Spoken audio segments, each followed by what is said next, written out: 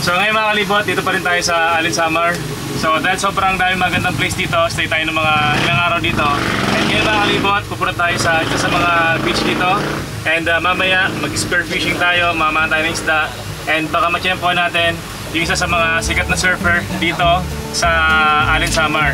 And marami palang nagtatanong kung bakit ilang linggo na kami dito sa Samar.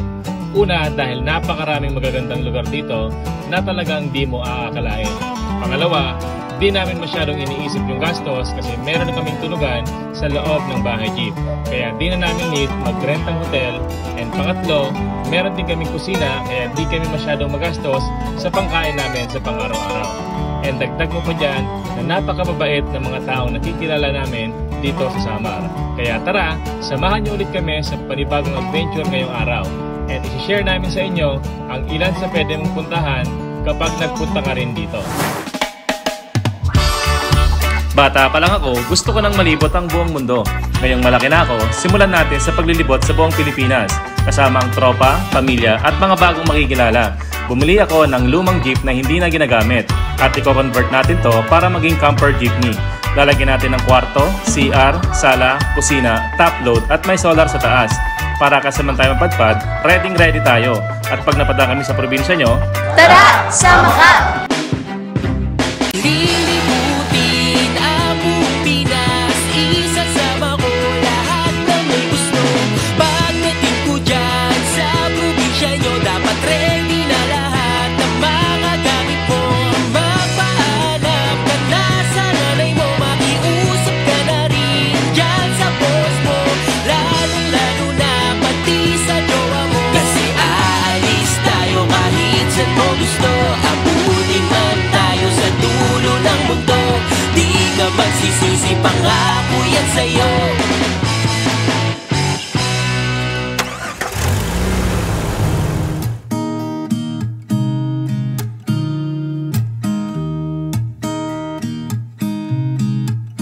There's a new day that will come again tomorrow. There's a new day to wash away the pain. There's a new day to take away your sorrow and the old ways. so dito mga kalibot, ito yung kusina namin sa labas kapag talaga nag-stay kami ng matagal sa isang lugar. Pero meron naman kaming kusina sa loob. So sa ngayon, yung kusina namin sa loob, ginagamit namin siya kapag mga one day or mga isang lutuan lang yung gagawin namin. Pero pag talaga mga 3 days pataas yung stay namin sa isang lugar, yung kusina namin dito na lang sa labas para mas makakilos kami ng maayos. Good morning guys! Good morning mami! Nagluto na sila Diyos sa kasibigan ng egg. Tapos yung parang hotdog. Skinless. Tapos tuyo. Yung paksiw na pinrito. And dito mga kalibot, yan, mag-ready na tayo ng breakfast natin. Dito nakalagay yung mga kutsara, tinidor natin, pinggan, baso. Yan.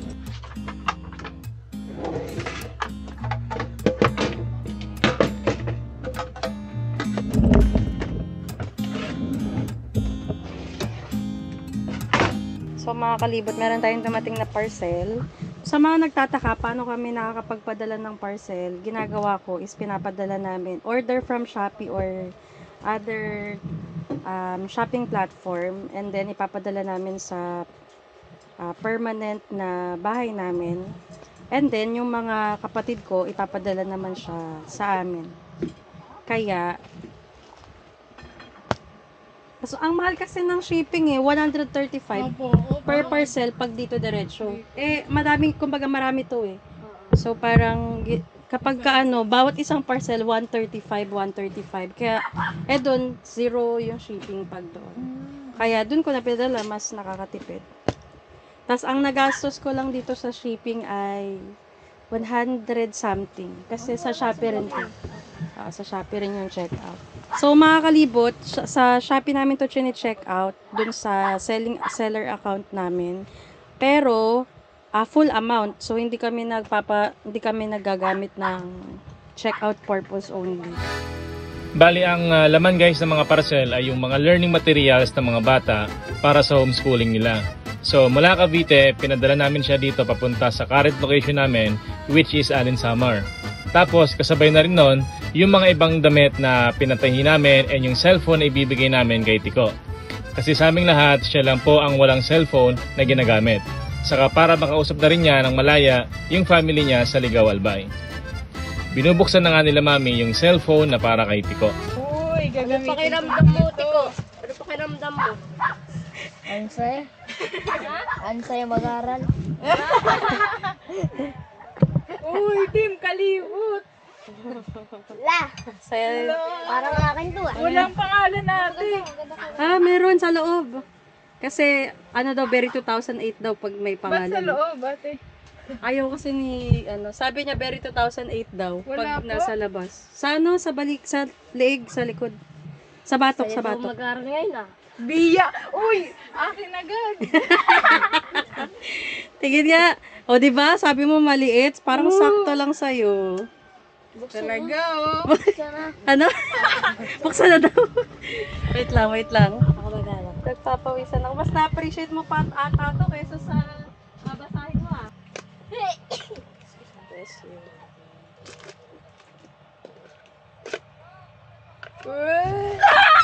Oh! Yung ulo mo. Uy, Excited. laki. Nasa ano, remote lang pala no? Tapos case lang yan.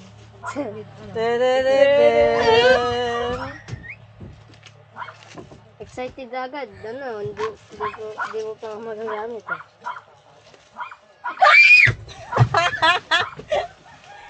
Ay, May nako. case na agad ah. May case ka. Uy. Mga kalibot. Ano ang model? Pwede niya na machat sa chacha daw eh. Tingnan natin ang model. Anong suggest? Hawak ko lang te. Oh, hawak lang, hawak. Hawak. Ay, ang bigat. May ganda ng set. Uy, ate, swap na tayo. Ganyang cellphone ko, iipon ka pa ng 2 months. Hindi lang. Tuma. Sa'yo, Sa pag di ka pagtrabaho. gagastos. Ya! Ya! May cellphone na ako. Secret Happy Alpha, oh, sa'yo po. Ito kay Kuya Auntie to. Ikaw, anong feeling? Ang sarap buhay. Cellphone pa ako. Susunod naman yan, tablet naman. Oh! Bongga. May next na agad na request. Wala pa nga. Ang saya-saya mo. Ano daw? Ba't ganyan ang saya? Daw tumatalon ka. So ngayon mga kalibot, dito pa rin tayo sa Alin Samar. So dahil sobrang dami magandang place dito, stay tayo ng mga ilang araw dito. And ngayon mga kalibot, pupunta tayo sa isa sa mga beach dito. And mamaya mag-spear fishing tayo, mamahan tayo ng isda. And baka matiyempo natin yung isa sa mga sikat na surfer dito sa Alin Samar. And ngayon guys, kasama ulit natin si Kuya Makmak and si Kuya Jude, bagong tropa ni Tico, and si Jo, yung bisita natin na galing pa ng Bulacan.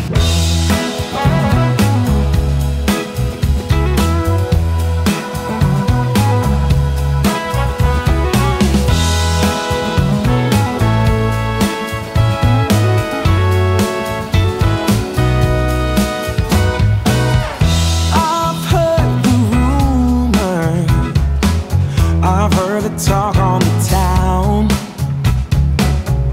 They say you're alone now. They say that you ain't sound. But I don't believe any of that.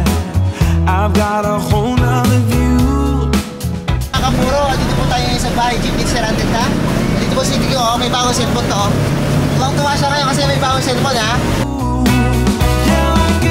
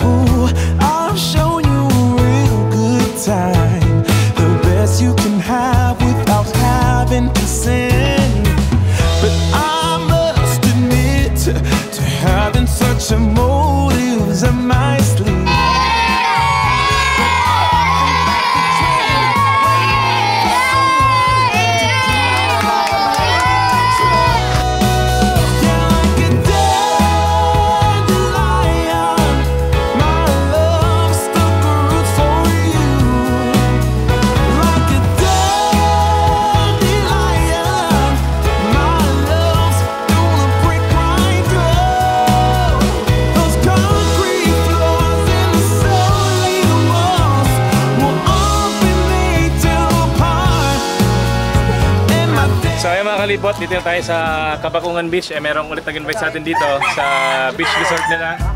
And dito tayo naka-parking. So kaya tayo nakaganto mga libot. Kasi kanina nung vertical, nakaganon tayo, nagpas yung nguso na jeep natin sa kalsada, kaya ganito na lang. And dito guys, meron tayong naiwan kanina. So dito siya umangkas. Naka-backride yung mantika natin, no? Buti dito na ano, bilag-bilag. Pwede pala yun. Bili ako na, iwan mo ako. Dito ba ka dito? Buti din naglag. Uy, may kasama tayo ngayon ah. Hello. Hello po. Makmak, nice meeting sila. Kagawad. Tirso. And ngayon mga kalibot, dito tayo sa bahay jeep natin. And dito nagluluto si Chef Eddie Boy. You know? Sapa. Yun, no? What's up mga kalibot? Dito tayo magluto sa bahay jeep. Tapos baulin natin doon sa beach. Dito muna tayo sa Samar. Huwag muna tayong pumunta ng Visayas, Mindanao. Dito muna sa Samar. Ito guys, sinulutuan ni Kuya Ed. Adobong manok. And dito nakapagsaing na tayo. Oh, may itlog pa. Oh, para magnugutom ka na. Kumain ka na. And ito yung tira natin kaninang umaga. Ito. Ito mga kalibot, yung minix nila Mami sa Canivia na panggawa ng hot cake. So, nakamix na yan, itlog na lang ilalagay.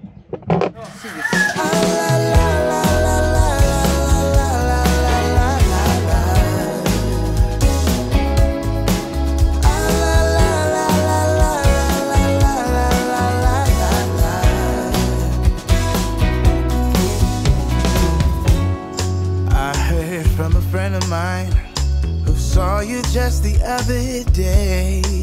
Oh, I guess that you were back in town.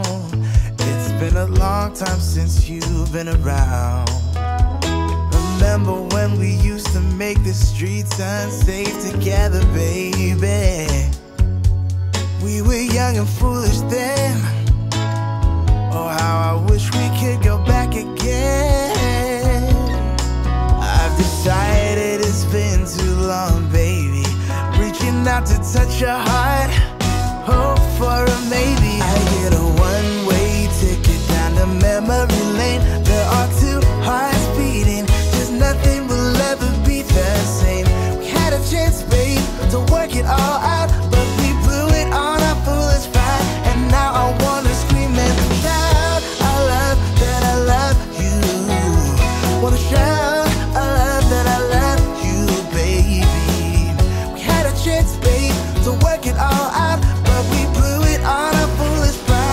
Parang talaga tayo nasa puerta, parang ibang lugar ah. Diba parang di sama? So yan guys, yung dinaan namin kanina, hindi mo isipin na ganito. Parang dumaan ng tawag doon? Basta yung time kineme. May ganyan din naman sa Boracay eh, yung dadaan ka sa pasikot, maliit na daan, tapos paglabas mo. Alam niyo mga kalibot, isa to sa nakakatuwa dito sa Samar kasi kaya ko yung sabihin, bago kami pumunta rito, di ko na-expect na mayroong mga gantong lugar sa Samar. Kumbaga bilang taga Luzon, di siya ng maayos, na-hype na mayroong ganito kagandang lugar sa Samar. Ito guys, yung kinakatayuan namin, ano siya, yung vibes niya parang Puerto Galera ng Mindoro. Parang ganito rin yun. So kaya kapag nagpunta kayo guys ng Samar, ang daming mga options, ang daming mga lugar na mapupuntahan nyo dito. Sulit na sulit. Dito pa lang yan sa Northern Samar. Grabe ganda.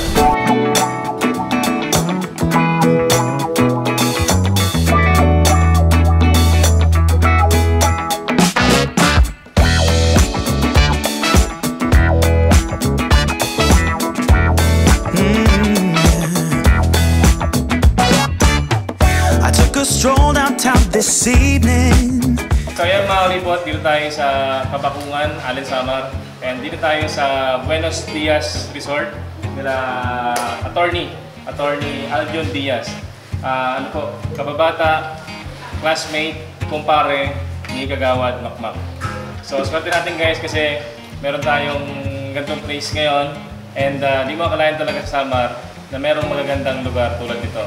And mamaya pupunta tayo doon sa kila Kuya Dandoy try natin mag-surf.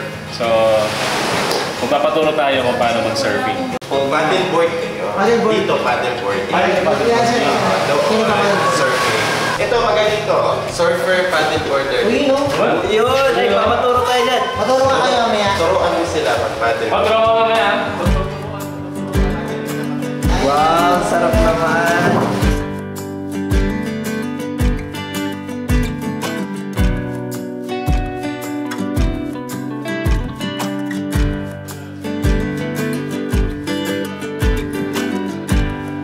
Every day you make mistakes, but heroes know that's what it takes to find themselves, to save a friend, discover true love in the end. So, yung mga kalibot, pinenta muna tayo dito. Pinagkita tayo nila Pamela sa nila Kuya Aljo ng pinenta natin. So, meron tayong bihon, meron tayong panada, favorite ko yan. So, kay Kalinti ngayon. And meron tayong sinapot. Meron tayong, anong juice mo yun? Banana. Okay. Basta mukhang masarap. And thank you guys ulit sa Buenos Dias Beach Resort. Thank you so much. Pag napunta kayo dito, tama kayo dito. If you like, but come back down with more than pride.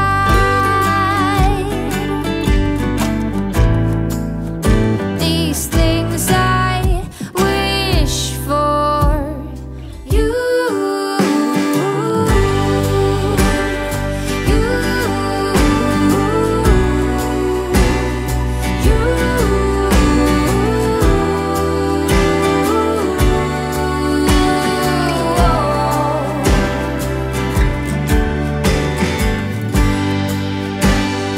Anything for you. Anything for you. Anything for you.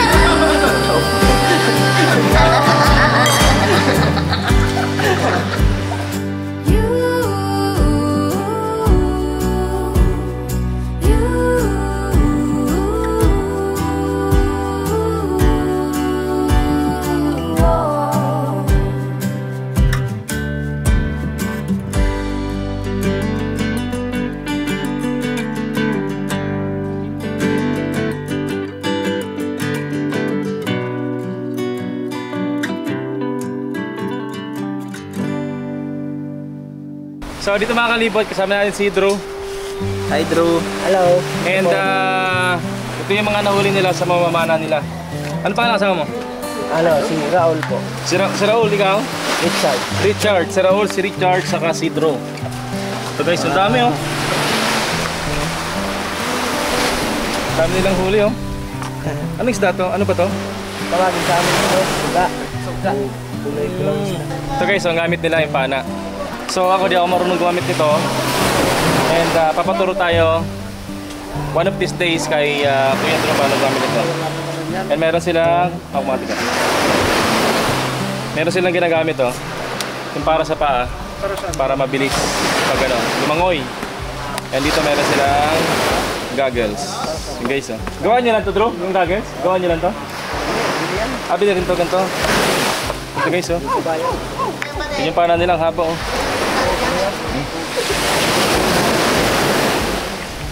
Ito yung buong bala niyan? Ito? Ganito kahaba? Hindi sa ano. Oh. Ang haba ng ano guys oh. Ito mga kalibot, kinita yung si Drew guys. Meron siyang disability pero kaya-kaya niyang gawin yung ganito. Nakakabilib si Drew no? Kaya mo ba yan, Drew? Kaya ko yan pag sa dagat. Pag sa ano, sa tubig. Kaya mo rin lumangoy? Langoy tapos may dala nito? Oh? Okay. Galing. Kaso nakakaano eh. Nakangalan. So yun guys si Drew, isang halimbawa na kahit anumang meron tayo or bag dito, meron man tayong disability or meron man tayong mga pagkukulang sa katawan natin, hindi hadlang para magawa natin yung mga gusto natin.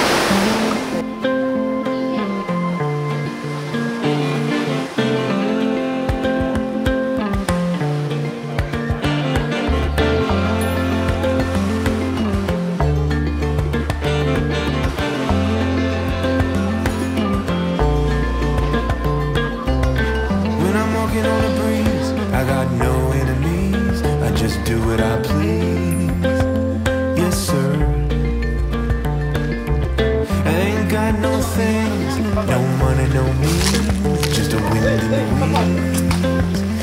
So dito mga kalibot, pupunta tayo sa bahay nila Kuya Dandoy. Yan yung bahay nila nakaka-amaze. Kasi nakatayo siya sa ibabaw ng bato. No, I won't come down.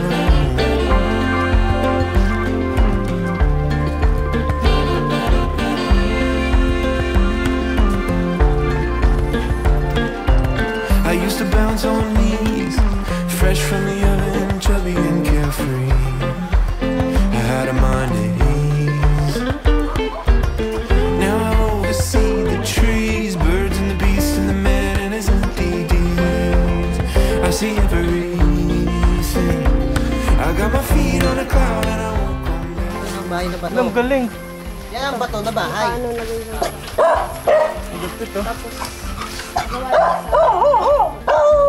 Galing. Sige. Bahay na bato. Ang ganda, ang ganda. Oh, dito, Dandoy and his family is are living here. So, yeah. Guys, mga kalibot, dream ko na makamit ng mga ganitong kind of people. Yung amazing, yung hindi... Way of living. Oo. Laid back Hindi yung laid back yung lifestyle nila. Ayun, Grabe. si Micah, wife ni Dandoy. Hello po. Hello po. Ganda ng mukha niyo po. Ay po, ano pong name nyo nga? Jocelyn. Jocelyn. Antet po or? Antet na lang, antet. Pwede kayong pumunta sa shop habang nagtatrabaho pa sila para... Tara. Kayo, anong name nyo po? Ay, Micah. Micah. Antet po. Antet. Ganda ng mata ni Ate Nas. Hindi lang mata, mukha. Papapuro. Mukha. Papapuro? Ganda ng pangalan mo ah. Halong chemical. Papapuro. Ako po si Papa Puro po. Andito po tayo sa bahay na bato Ngayon ang ni concept po itong Sir bahay Dandoy nito. po. Ang ganda. Ang ganda talaga ng bahay nila. Oh. Tandaan ano.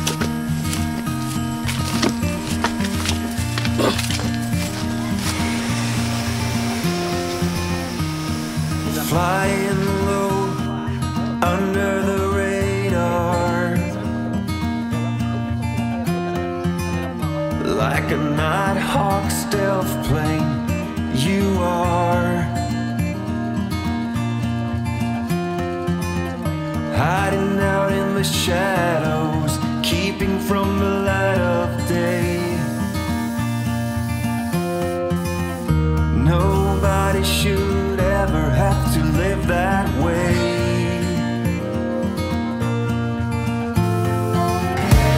Hey now, it's okay now.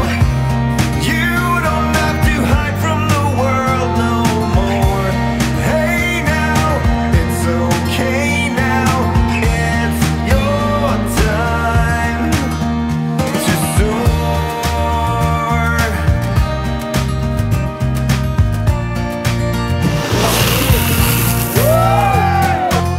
It's time to stand up straight and step into the light. Dati pa lang talaga. Ganda ng mga buhok nila. Ayun kasi ano lang. Ganda ng mga buhok nila. Come along now. Hey now, it's okay now. You don't have to hide from the world no more. Hey now, it's okay now. Ano na, gusto naman pa rin mag-skate para mas enjoy yung surf. Sa tubig na ngayon. Oh, mas enjoy din yung ano, yung lugar, yung sa skateboard kasi iba-iba yung discipline. May downhill, may yung freestyle. Pero madalas kami sa downhill. Nakatakot man kasi open road, highway, di ba? Risk, sobra yung risk. Oo, sobra yung risk ba? Oh, tsaka walang nagbabayad sa iyo para, di ba? Kung ma-injury ka. Saka parang hindi pa masyadong ano ngayon ng ano, parang industriya ng skateboarding sa Pinas. Ay, walang imported lahat. Hindi katulad ng ibang sport na talaga supportado na kung maraming ano. Hindi rin. Yung, ibig ko sabihin, yung produkto na ginagamit ng mga nag-skateboard, import lahat ba?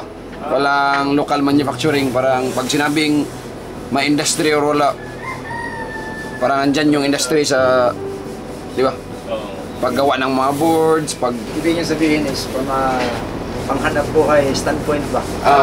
Kasi marami tayong hilig sa buhay pero yung tanong is nagbibigay ba yun ng kapasidad na monetary return? Oo, or at least nagbibigay ng kapasidad na gawin mo yung mga ibang bagay sa buhay ba?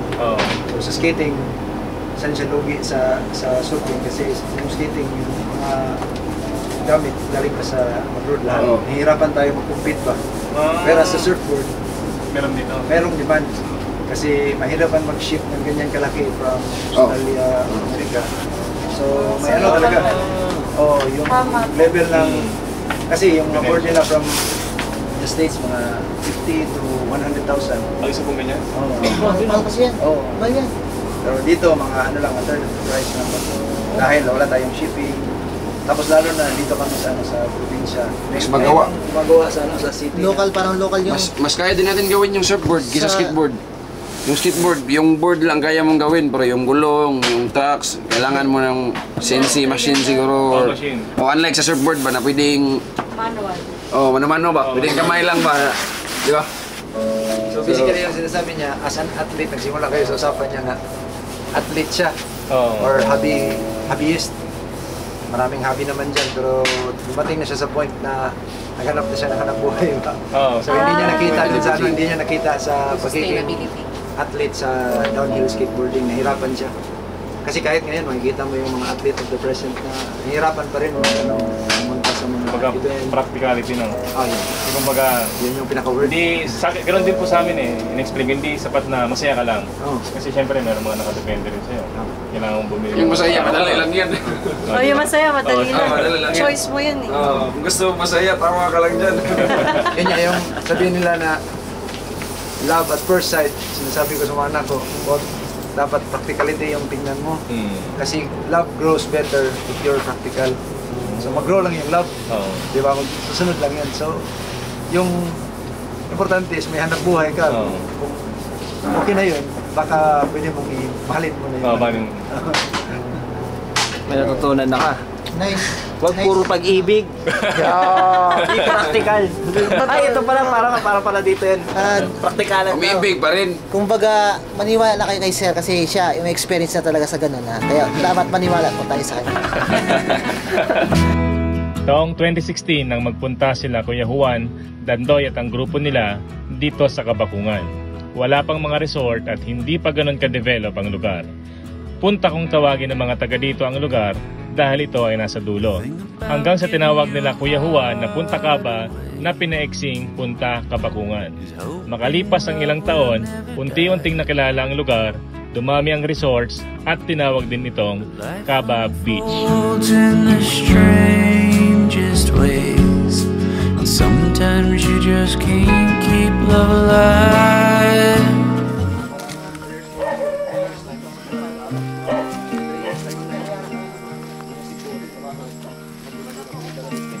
Kaya mga kalibot, kung merong bahay jeep, merong bahay bato.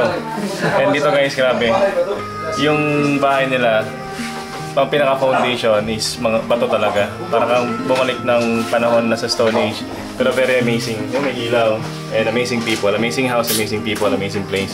Wala ka na natin dito. Ang mabait pa nila, no? Ganun talaga mga Bisaya. Mabait.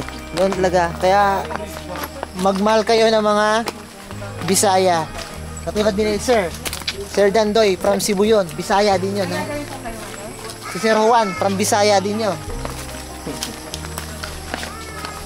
Si Papa Puro, Bisaya din yan.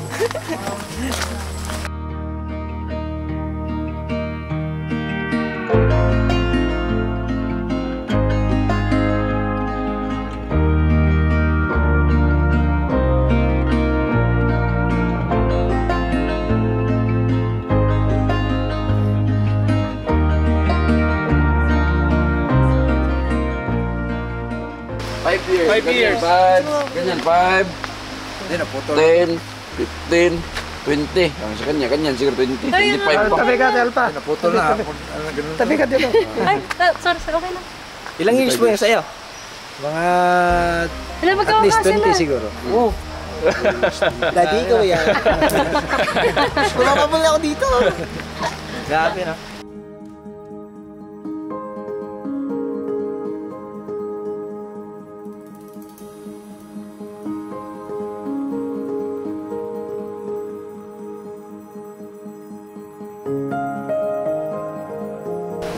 guys, maliligo tayo sa dagat. And meron tayong paddleboard. But it was obvious like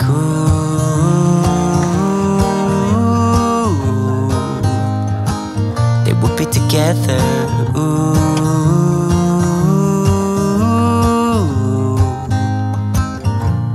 And one day she said, write me a love song. Okay mga kalibot, kaya tayo. Ito yung dapat na dinner natin tonight. Meron tayong sinaing. And meron tayong adobong manok. And ngayon mga kalibot, di natin na-expect na pinag-prepare tayo nila attorney ng food.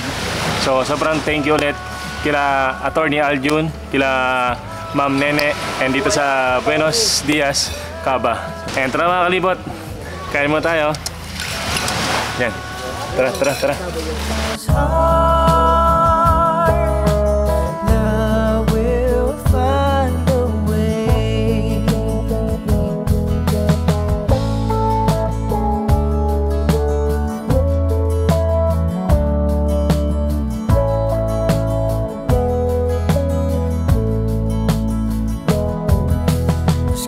Gonna clear, the clouds will shatter. Just you wait and see. And all of those things that you thought mattered were footprints in sand, washed clean away by the sea. So don't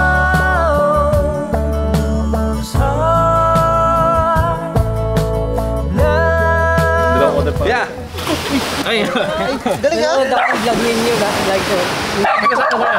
Ano, diyan lang ako sa balay ni Jazz. May ano, may board. Meron kayo dyan, ano? Ang ganito? Dadaanan namin video ng ano? JR. Daanan natin, Sarandet, bago tayo, ano?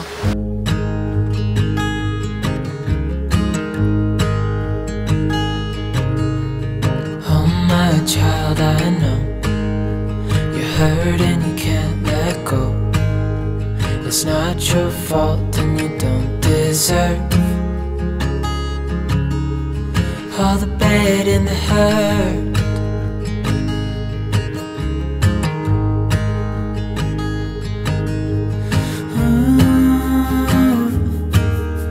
I know you tried so hard. I know you've done your part. It's not fair. You did your time.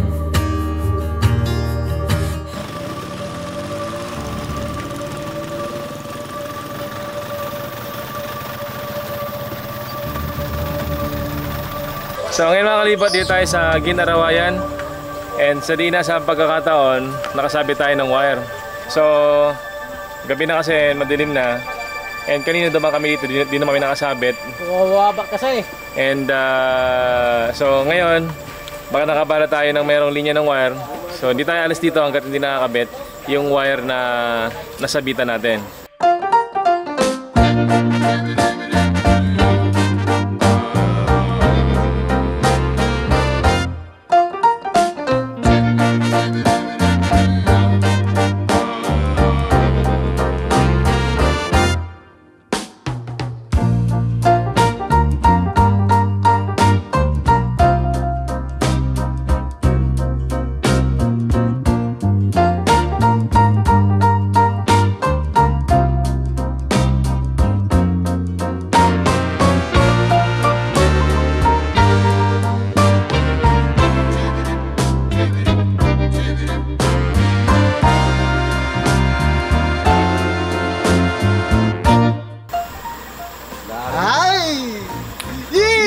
Umilaw. Umilaw nga. Umilaw.